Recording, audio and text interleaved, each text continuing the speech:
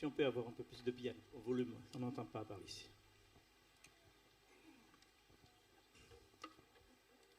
Le psaume 81, 2 et 4 nous dit: chantez avec allégresse à Dieu notre force, poussez des cris de joie vers le Dieu de Jacob. Entonnez les cantiques, faites résonner le tambourin, la harpe mélodieuse et le luth. Sonnez de la trompette à la nouvelle lune, à la pleine lune, au jour de notre fête. Lorsqu'on lit cela, on a le sentiment de lire une ordonnance, n'est-ce pas? Où sont représentées les différentes familles de l'espace sonore et musical. Le chant, la voix parlée, les cris de joie à hauteur non déterminée, les percussions avec le tambourin, les cordes pincées avec la harpe et le luth, les vents avec la trompette. Oui, Dieu se révèle à l'humain par toutes sortes de moyens. Dieu se révèle à l'humanité par toutes sortes de moyens. L'univers de la musique ayant toujours été un puissant levier. C'est par le geste humain que l'anthropos, l'homme et la femme, façonne et agit sur son environnement. Ainsi, il peut subvenir à ses besoins fondamentaux que lui impose sa condition de créature, d'être là, comme se nourrir, s'abriter, se déplacer, travailler, se reposer, s'amuser et que sais-je encore. C'est donc le geste qui est omniprésent dans ses actions individuelles et collectives. Ainsi, dans la praxis du musicien, c'est cette grande pluralité de gestes qui interviendra, où il utilisera les moyens mis à sa disposition par Dieu pour produire des objets sonores. Ainsi, il pourra frapper. On va entendre le roulement du tambour. Le roulement du tambour. On doit entendre le roulement. Le batteur. Vas-y, tu nous donnes le roulement du tambour. Vas-y. Plus fort. Merci. On va entendre le oud.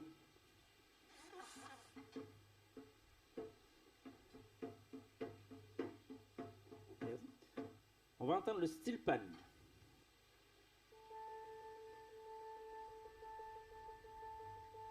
Merci. L'homme pourra aussi souffler pour produire des sons. C'est ainsi qu'on entendra la flûte.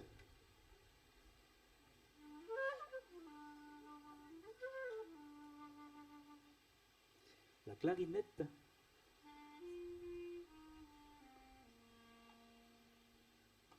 La clarinette basse.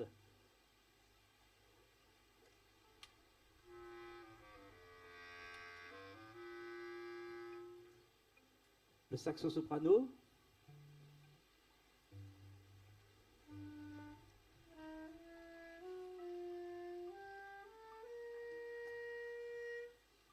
Un saxo alto.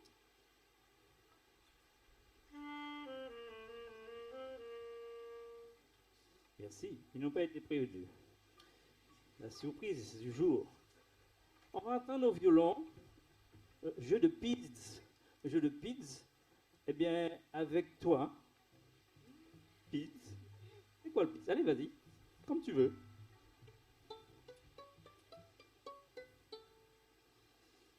Avec le violoncelle, le jeu de Pids. Ouais. Maintenant, le violon aussi pourra frotter avec l'archet. Et c'est Béatrice, tu vas nous présenter donc un coup d'archet avec ton violon.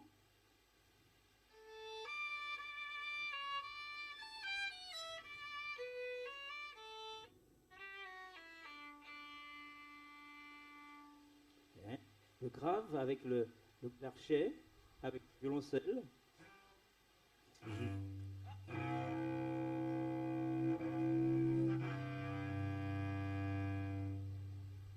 Vous voyez donc le résultat des gestes humains qui produisent des objets sonores, l'objet sonore étant le son, le résultat du geste humain.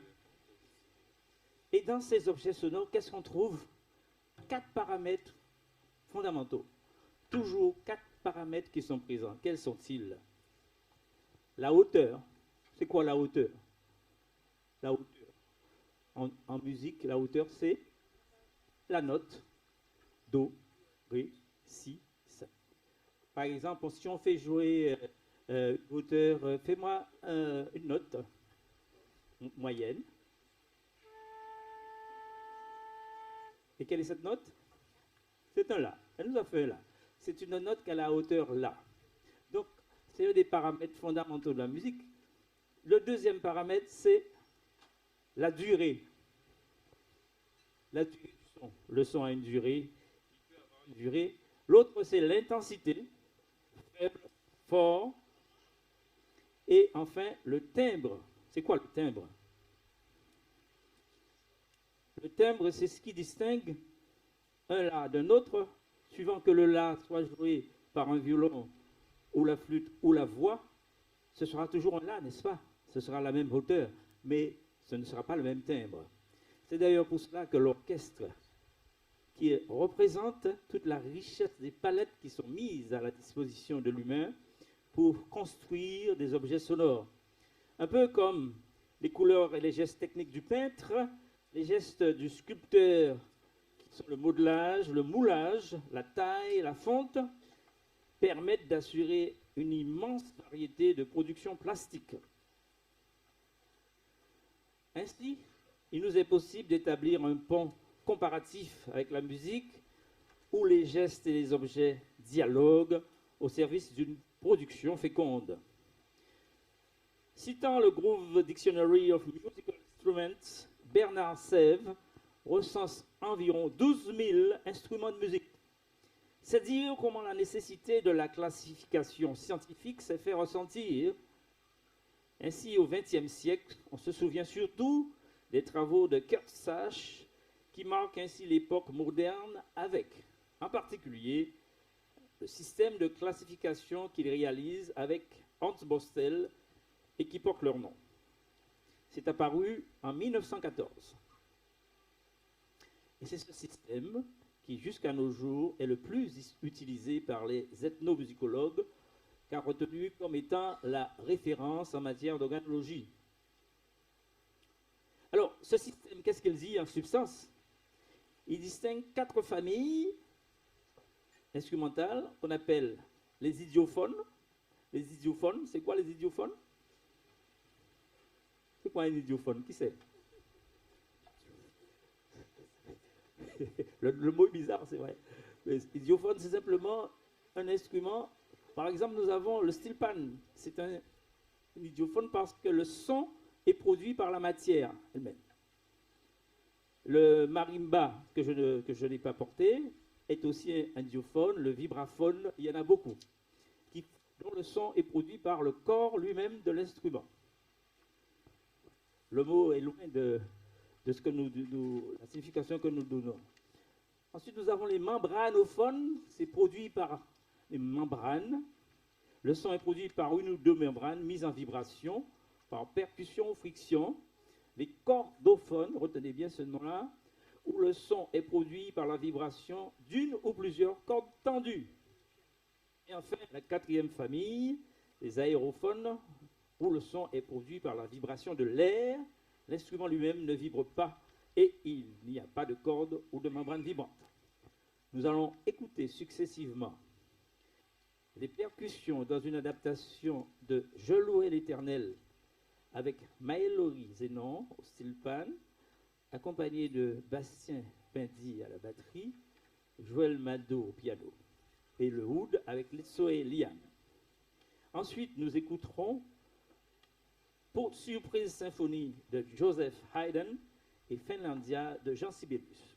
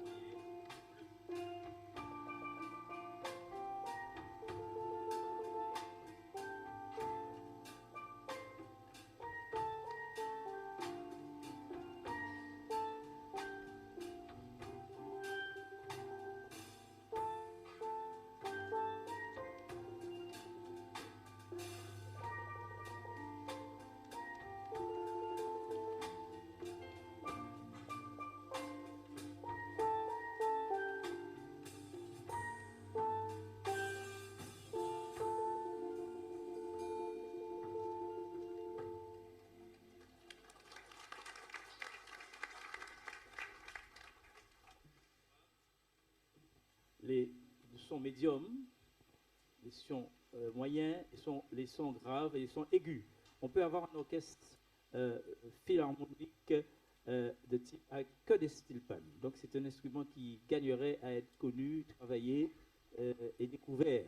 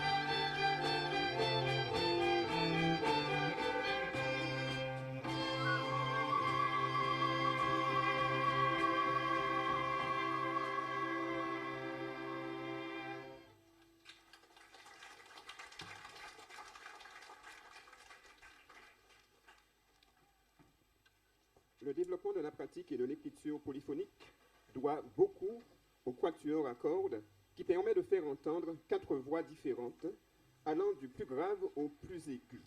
Et l'on trouve dans cet ensemble les instruments suivants. Donc on les a mentionnés tout à l'heure. Hein. Le violon 1, donc nous avons des violons 1. Le violon 2, le violon alto. Je ne sais pas si nous en avons cet après-midi. Non, nous n'en avons pas. Et puis bien sûr le violoncelle. À ce quatuor peut s'ajouter un instrument supplémentaire, le transformant ainsi en quintette ou en quatuor. Avec un 6e instrument, comme une contrebasse, celle qui est donc couchée là-bas, il se transforme en sextuor ou sextet.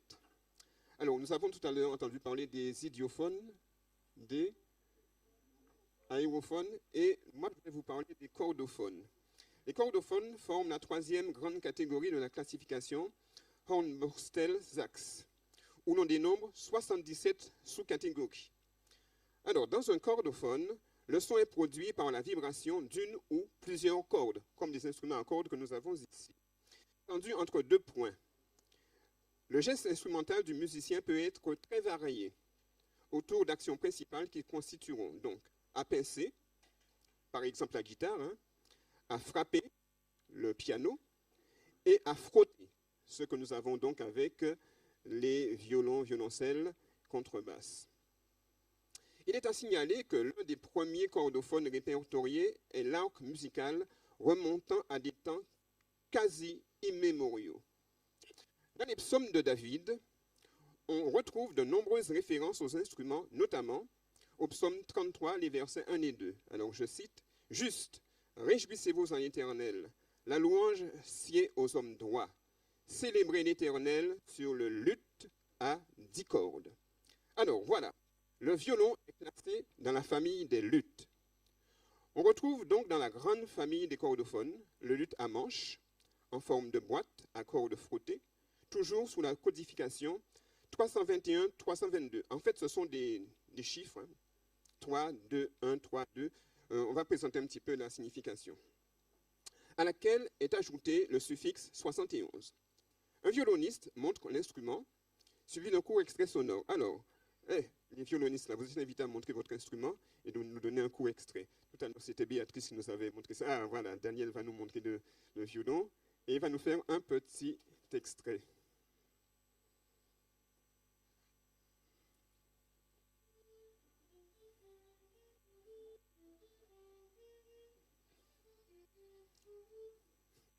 Merci beaucoup. Il est intéressant de développer l'indice organologique de cette famille auquel appartient le violon et l'ensemble des cordes frottées de l'orchestre symphonique, comme l'alto, donc le violoncelle, un peu plus grave que le violon, l'alto qui est un peu plus grave d'abord, ensuite le violoncelle et pour finir la contrebasse. La contrebasse qui a une forme légèrement différente. Hein. Si vous remarquez bien la forme de l'instrument que Gérard a devant lui, après le manche, il est évasé, petite forme là, courbe, un petit peu féminin. Tandis que les violons, tu peux nous le montrer? Voilà, vous voyez, ça fait un angle droit. Ce n'est pas tout à fait la même chose. Même si ça se ressemble, ce n'est pas tout à fait la même chose. Donc, nous avons ces instruments, violon, alto, violoncelle et contrebasse qui sont restés donc dans le quatuor à cordes, c'est-à-dire 321, 322, 71. Alors, 3. Le 3 signifie que c'est un chordophone. Nous avons parlé des idiophones, nous avons parlé des aérophones. Le numéro 3, c'est pour les chordophones. Le 2 qui vient ensuite, donc ça fait 32, c'est un chordophone composite. Le résonateur est une partie intégrante de l'instrument, donc la caisse de résonance. Ensuite, nous avons 3, 2, 1. Le plan des cordes est parallèle à la surface du résonateur, la table d'harmonie que nous avons. D'accord? Quelqu'un peut éventuellement nous montrer de quoi il s'agit? Voilà, ce qui est juste en dessous des cordes. Voilà.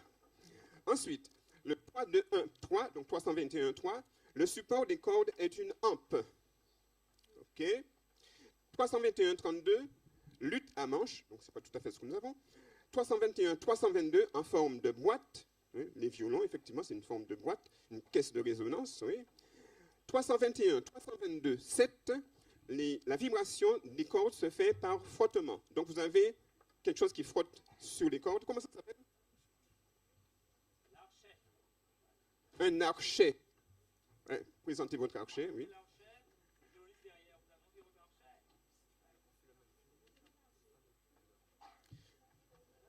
Alors l'archet, en frottant donc sur la corde, va la mettre en vibration, et cette vibration sera amplifiée par la table de résonance, ce qui permettra d'entendre un son. Même si vous n'avez pas de micro, même si vous n'avez pas de haut-parleur, vous entendrez quand même. Moins fort, c'est vrai, mais vous l'entendrez quand même parce que c'est amplifié grâce à cette vibration cette vibration qui a été transmise à la table de résonance. Donc 321, 322, 71, donc c'est avec un archet que ça se met en mouvement. Le sextuor 6, se transforme aujourd'hui en septuor, donc aujourd'hui, cet après-midi, avec le piano de Jean-Marc Augustin. Est-il présent? Eh bien oui, nous l'entendons. Voilà, donc nous avons non seulement un sextuor aujourd'hui, mais ce sera un septuor, puisque le piano va accompagner. Et ceci pour interpréter une suite de 4 pièces appartenant au répertoire des spirituals. Donc, notre septuor va nous interpréter le spiritual suite numéro 2, qui est un arrangement de Merle Isaac, sera suivi d'une pièce interprétée par un ensemble de bois. Ce n'est pas tout à fait un cordophone, mais ce sont des aérophones, mais ce sera donc dans la foulée. Donc, une pièce interprétée par un ensemble de bois composé de flûtes. Vous les avez devant vous, là, hein, vous les reconnaissez. Alors, je crois qu'ils sont très timides, ils n'osent pas montrer leur flûte, enfin, c'est pas grave. Et derrière, il y aura donc, merci beaucoup, derrière, il y aura 2 clarinettes, une clarinette si bémol et une clarinette basse. Rejoint ensuite par l'orchestre pour Sing to the Father. Ces pièces, les 2 dernières pièces, donc celles dont je viens de parler avec les flûtes et les clarinettes, ainsi que Sing to the Father, sont 2 pièces qui ont été arrangées par Nathalie Boutin. Donc nous allons d'abord écouter le sextuor, cordes, frotter et frapper. Ensuite, ce seront les flûtes et clarinettes.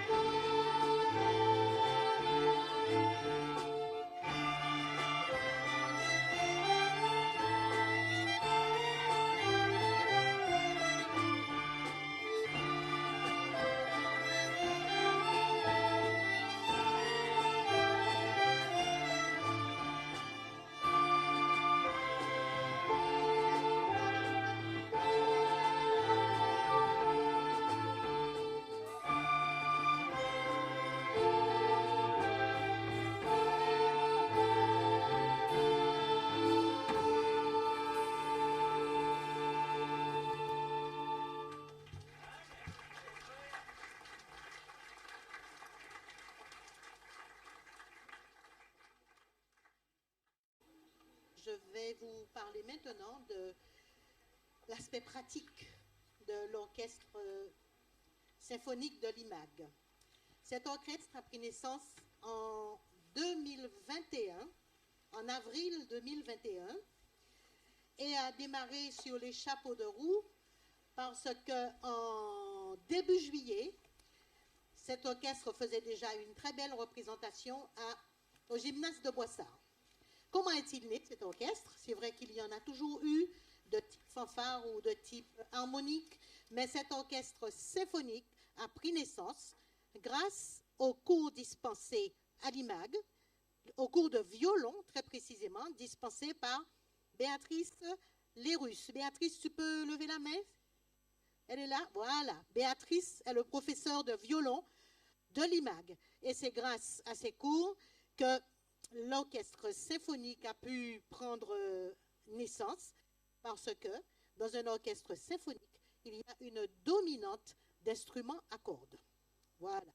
Alors, l'effectif pour cette année est de 20 élèves musiciens. Je vous parle de l'effectif de l'orchestre, pas de l'effectif de l'école de musique. 20 élèves musiciens, 8 référents aidants et 3 organisateurs. Je vais vous présenter maintenant les organisateurs, ceux qui portent ce projet et qui le font vivre. Nous avons Gérard Gros en tant que chef d'orchestre, vous le voyez debout depuis un bon moment. Nathalie Boutin, qui est son adjointe.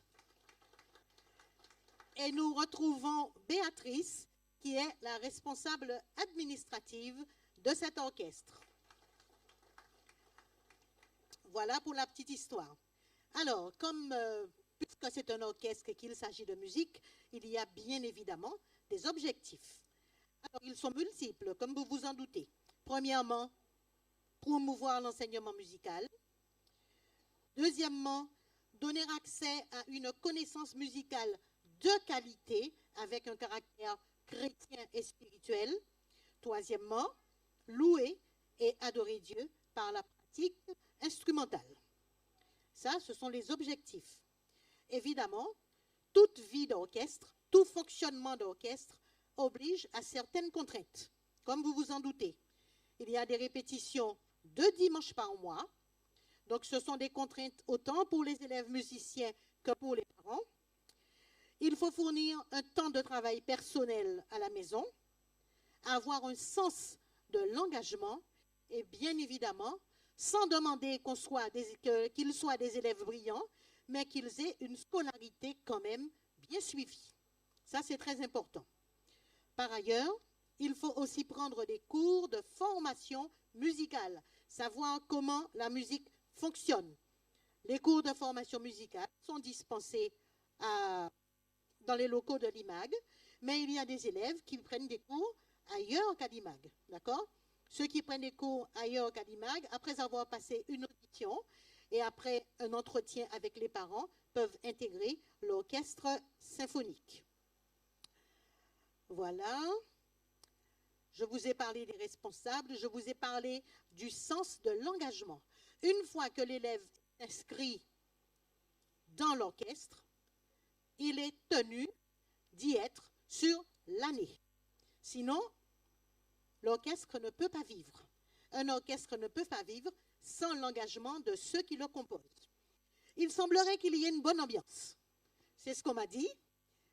Il y a une bonne ambiance et il y a évidemment un caractère spirituel. Avant les répétitions, il y a du chant, il y a de la méditation de la parole de Dieu et il y a bien évidemment la prière. Et pas d'orchestre sans soutien extérieur. Souvent, pour des représentations un peu comme celle-ci, l'orchestre peut faire appel à des aidants extérieurs, comme aujourd'hui, nous avons 1 ou 2 musiciens de l'extérieur qui sont venus prêter main forte. Voilà, ben je crois vous avoir tout dit. Hein. Voilà, ben écoutez, pour ma part, je suis heureuse d'être là, de voir le travail. Je sais ce qu'il y a comme travail dans les coulisses. Hein. Je connais le travail des coulisses, mais maintenant c'est bien que nous puissions vous écouter, voir un petit peu ce que vous faites et partager avec vous le plaisir de la musique. Merci à cet orchestre et longue vie à l'orchestre.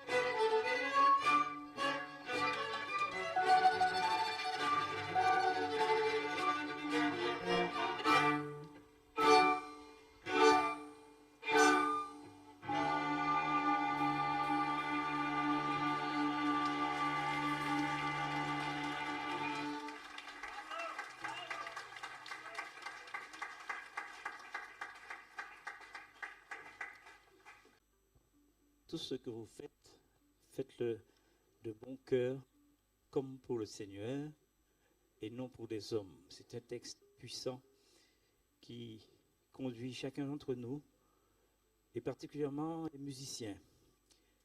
Nous avons besoin de mettre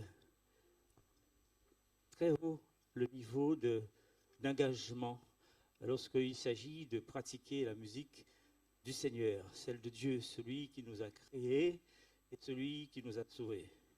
Nous avons un devoir de tendre vers la perfection, de tendre vers d'affronter les obstacles divers qui se présentent d'abord dans le travail personnel. Le musicien, dans son travail personnel avec son instrument, rencontre une résistance. C'est au prix de la persévérance, au prix de l'insistance que le travail paye. Nous avons avec nous de jeunes musiciens qui sont commencés depuis très peu de temps et qui ont déjà des résultats très intéressants, notamment le petit clarinettiste qui a à peine un an de clarinette qui est déjà dans un orchestre symphonique. Nous n'avons pas Smaël, saxophoniste, jeune saxophoniste de 2 ans qui... Ce sont des enfants et bien d'autres encore qui travaillent leurs instruments, qui s'engagent. Et c'est à ce prix-là.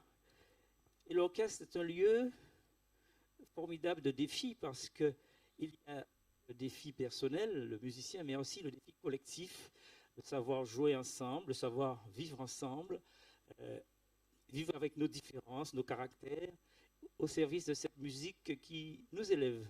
C'est une école de vie. Tout ce que vous faites, faites-le pour le Seigneur et non pour des hommes. C'est un texte qui doit nous habiter dans quelle que soit l'activité que nous avons, nous qui avons une expérience avec Dieu. Parce que là, c'est le fin mot, l'expérience avec Dieu. L'expérience avec Dieu, elle est d'abord personnelle avant d'être collective, dans quel que soit le domaine. Alors je voudrais donc vous remercier de votre écoute et nous allons donc terminer sur 2 pièces, Amazing Grace et Alléluia, avant d'avoir le mot de la fin.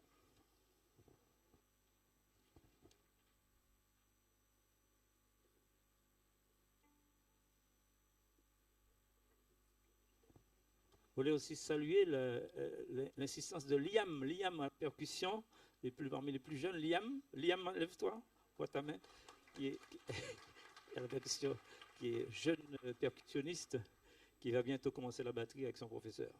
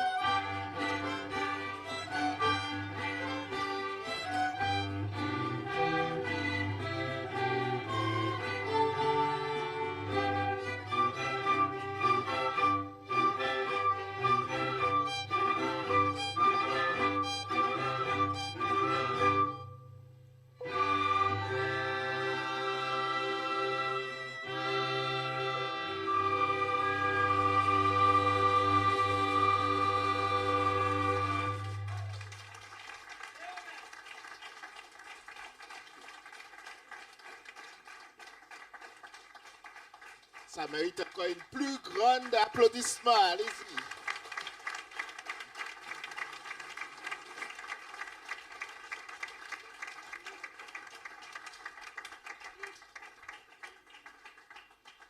Merci, merci, merci beaucoup.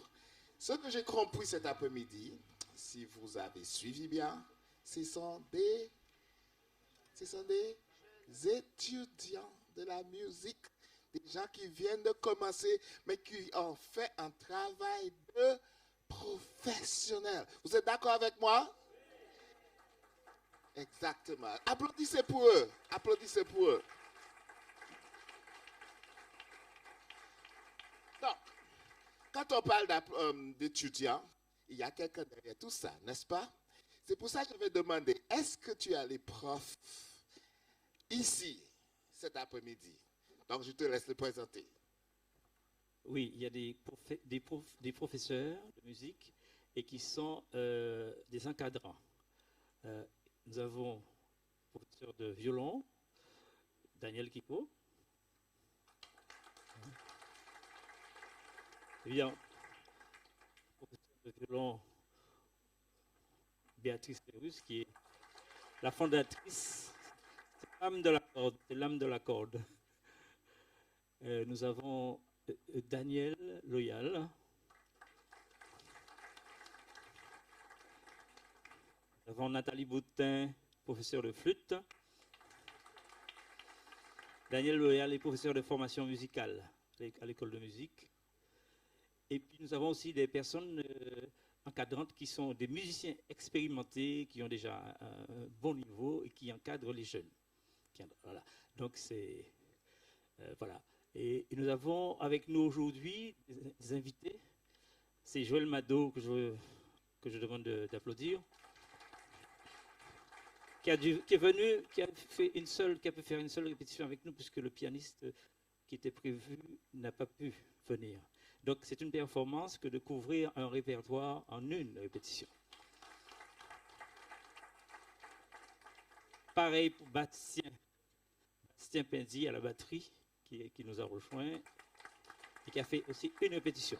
Donc il y a derrière cela des choses, tu as raison de le dire, des gens compétents, performants et engagés. C'est ça qui nous permet d'accompagner ces jeunes musiciens du mieux que nous pouvons. Il n'a pas de tout le monde. Hein? Es-tu un professeur là-bas? Oui, je suis professeur de musique, oui. Professeur de formation musicale, clarinette, saxophone et trompette. Ah, donc c'est lui qui a presque fait tout le travail. Allez-y, applaudissez pour Gérard. Donc très bien. Gérard, c'est le directeur de cet orchestre. Aussi les vous avez vu, les multi-instrumentistes. Pas instrumentaliste. Et il fait un travail vraiment magnifique. Et grâce à lui, bon, les autres, vous avez toutes contribué, mais grâce à lui, nous avons pu, le département de la musique de Sauvel a pu avoir ce magnifique programme cet après-midi. Et je veux vraiment que vous remerciez Gérard pour le travail qu'il a fait. Laisse pas fini, j'ai pas fini. Il a fait un travail vraiment magnifique de réunir toutes ces personnes, de mettre l'harmonie ensemble. Je vous dis, c'est quelque chose qui demande beaucoup d'expertise. Et nous avons eu ça de toi. Merci beaucoup, Gérard. Mais Gérard ne peut rien faire, mes amis, s'il n'y a pas ces gens. Et c'est vous qui avez fait que le programme a été un succès cet après-midi. Et je veux que vous applaudissiez. Très bien. Les professeurs, les étudiants, les encadrants, tout ensemble, vous avez fait quelque chose de magnifique. Et nous prions à ce que ce orchestre étudiant devienne l'une des plus grandes orchestres ici en Guadeloupe. Magnifique, magnifique. Vous êtes magnifiques et nous voulons vraiment vous remercier cet après-midi pour le travail que vous avez fait. Je remercie aussi les membres du département de la musique qui ont travaillé pour que ce programme soit un succès.